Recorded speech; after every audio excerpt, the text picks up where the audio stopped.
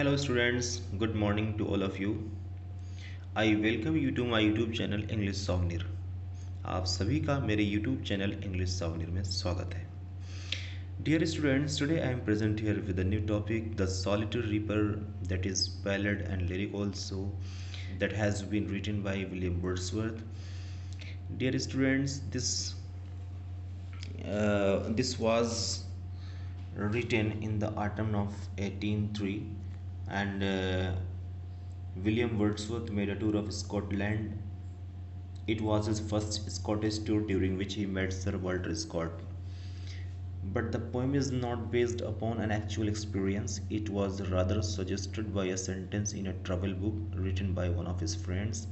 The friend was Thomas Wilkinson, and his book was Tours to the British Mountains. It was later published in 1824, but Wordsworth saw the sentence while the book was in manuscript.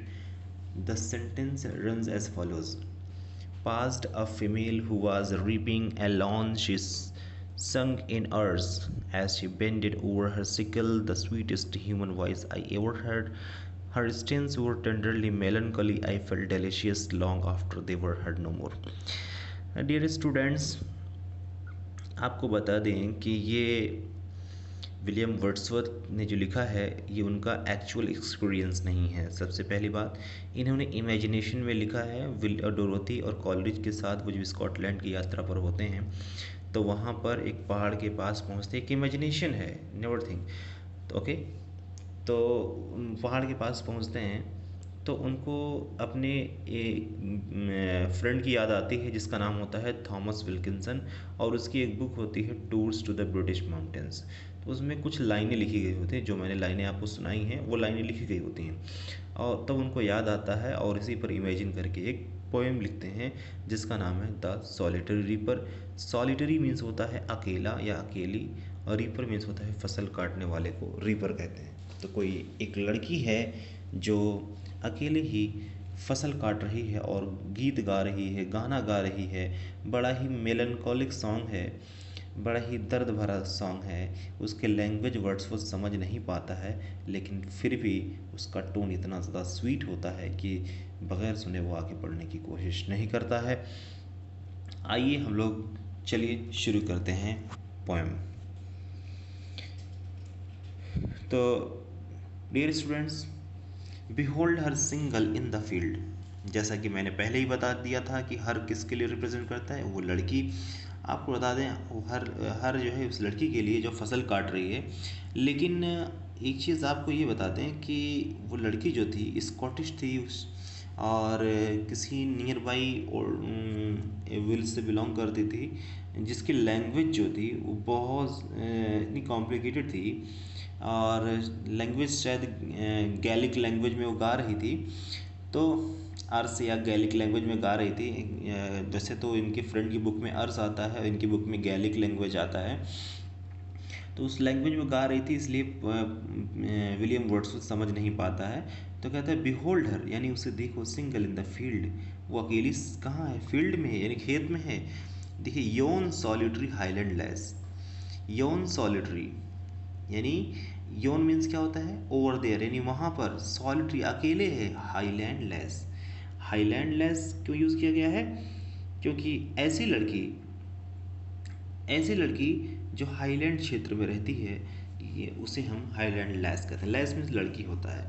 तो वो जो है high यानी उच्च भूमि क्षेत्र में रहने वाली लड़की जो है अकेली वहाँ पे है और फील्ड में है, कुछ कर रही है. अब क्या कर रही है, reaping and singing by her self. Reaping means फसल काट रही है, एंड सिंगिंग और गाना भी गा रही है. बाई हर सेल्फ मीन्स खुद से गाना भी गा रही है. और फिर देखिए विलियम वर्ड्सवर्थ कहता है स्टॉप हियर अर्जेंटली पास. यानी विलियम वर्ड्सवर्थ ने रेफ़र करते हुए, यानी अपनी फ्रेंड की तरफ, कॉलरिज की तरफ और अपनी बहन डोरथी की तरफ रेफ़र करते हुए कहता है कि स्टॉप यार, यहीं पे रुक जाओ, और जेंटली पास, या फिर धीरे से चलो गुजरें. कहीं ऐसा ना हो कि हमारी कदमों की आवाज़ उसे डिस्टर्ब कर दे और वो गाना गाना बंद कर दे. इसलिए कैसे चलो, जेंटली, धीरे से चलो. Alone she cuts and binds the grain. Alone means अकेले ही वो क्या करती है, she cuts, काटती है, क्या फसल एंड बाइंड्स द ग्रेन, और यानी अनाज के ऊपर वाले हिस्से को पुलिंदे के रूप में बांधती है। And sings a melancholy song, melancholy strain, और वह गाती है क्या, मेलनकॉली यानी sad strain mean song, sad song गाती है। और कहती है देखिए, ओ लिसन, अरे सुनो, for the wheel profound is overflowing with sound. वो कहता है, विलियम वर्ड्सवर्थ कहता है कि वेल, वेल मीन्स घाटी होता है, प्रोफाउंड मीन्स होता है गहरी, यानी गहरी घाटी, इज ओवरफ्लोइंग यानी बह रही है, किस चीज़ से, विद द साउंड, पानी से नहीं बल्कि आवाज़ से बह रही है। इसका मतलब पूरी घाटी जो है आवाज़ से गूंज रही है। किसकी आवाज़ से, यानी कि उस लड़की की जो गाना गा रही है उसकी आवाज़ से पूरी की पूरी घाटी क्या कर रही है, गूंज रही है। उम्मीद करता हूँ डियर ये आपको ये स्टेंजा समझ में आया होगा। चलिए नेक्स्ट स्टेंजा की तरफ। अब देखिए कितनी गजब की बात कही गई है, कितना अच्छा कंपैरिजन किया गया है कि no nightingale did ever chant. Chant means dear होता है कि सिंग, यहाँ पर जब नाइटिंगल किसी बर्ड के लिए यूज़ किया गया है गाना गाने से, कि किसी बुलबुल ने भी इतना अच्छा गाना नहीं गाया होगा। मोर वेलकम नोट्स, मोर वेलकम नोट्स मीन्स क्या होता है डियर, यानी कि songs of the bird. Welcome note means होता है, वेलकम मीन्स स्वागत होता है, नोट्स मीन्स होता है जो लिखा गया हो, यानी स्वागत में लिखा गया नोट, यानी कि किसका, चिड़िया का। तो यानी कि अब सुनिए ध्यान से कि एक्चुअली होता क्या है, अरेबियन सैंड्स में, यानी कि जहाँ जो रेगिस्तान है, अरब का रेगिस्तान है, वहाँ पर कुछ छायादार पेड़ हैं, वहाँ से कुछ मुसाफिर गुजरते हैं, मतलब उनका बैंड गुजरता है, तो उनके लिए, उनके स्वागत के लिए कोई गीत इतना बढ़िया किसी ने नहीं गाया होगा जितना किसी नाइटिंगेल ने नहीं गाया होगा जितना बढ़िया वो लड़की गा रही थी। देखें, मोर वेलकम नोट्स यानी इतना बढ़िया गीत नहीं गाया होगा to weary bands. Weary bands means होता है थकी हुई, वो बैंड्स मीन्स होता है पार्टी, और पार्टी का मतलब यही जो लोग गुजर रहे हैं, थके हुए लोग, ऑफ ट्रैवलर्स, यानी वो पार्टी किसकी है, कारवां, यानी कारवां समझ रहे ना, बैंड्स मीन्स कारवां, थकी हुई कारवां किसकी, ऑफ ट्रैवलर्स यानी कि मुसाफिरों की जो सफ़र कर रहे हैं, इन सम शेडी हॉन्ड, यानी कुछ छायादार वृक्ष के नीचे से होते हुए, और कहाँ से, अमंग अरेबियन सैंड्स, यानी कि अरेबियन रेगिस्तान में जो कुछ यात्री सफ़र कर रहे हैं, जो जा रहे हैं, थके हुए हैं बेचारे, उनके लिए भी किसी नाइटिंगेल या बुलबुल ने इतना सुंदर और सुरीला गीत नहीं गाया होगा जितना कि ये लड़की गा रही है। चलते हैं आगे। A voice so thrilling never was heard, ये आवाज़ कितनी थ्रिलिंग थी, थ्रिलिंग मीन्स रोमांचकारी, इतनी ये आवाज़ कितनी रोमांचकारी यानी स्वीट थी, नेवर वाज हर्ड जो कभी सुनी नहीं गई।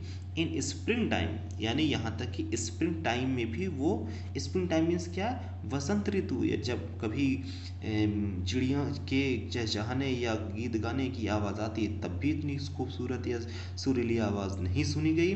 फ्रॉम द ककू बर्ड, किससे, ककू बर्ड से, यानी कि कोयल के मुंह से इतनी अच्छी आवाज़ नहीं सुनी गई।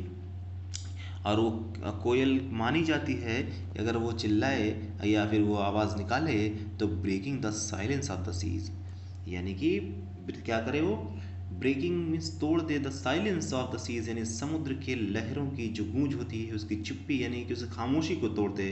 अमंग द फारदेस्ट हिब्राइट्स, यानी जो बहुत दूर, फारदेस्ट मीन्स बहुत दूर, और हिब्राइट्स मीन्स होता है कि जो टापू होते हैं, यानी कि आइलैंड्स का जो समूह होता है, ग्रुप होता है। और वो भी आपको बता दें कि जो north west coast of England था वहाँ पे ग्रुप ऑफ आइलैंड्स को हिब्राइट्स कहते हैं। तो वहाँ पर भी आपको बता दें कि जो कोयल नाम की जो चिड़िया है, वसंत ऋतु में शांत समुद्र के जो शांति थी ना, उसको तोड़ने के लिए ऐसा कभी ऐसा मधुर या इतनी खूबसूरत या इतना मीठा गाना कभी नहीं गाया होगा जितना कि ये लड़की गा रही है। उम्मीद करता हूँ कि आपको समझ में आ गया होगा।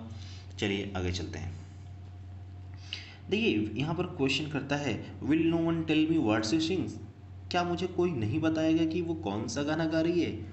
Perhaps the plaintive numbers flow for old unhappy far of things and battles long ago. अब देखो परहैप्स, यहाँ पोइट कहता है शायद, इसके जवाब में the plaintiff numbers flow. Plaintiff numbers means क्या होता है? प्लेंटी मीन्स होता है सैड, और नंबर्स मीन्स यहाँ पे सॉन्ग है। शायद वो सैड सॉन्ग गा रही है, फ्लो कर रही है।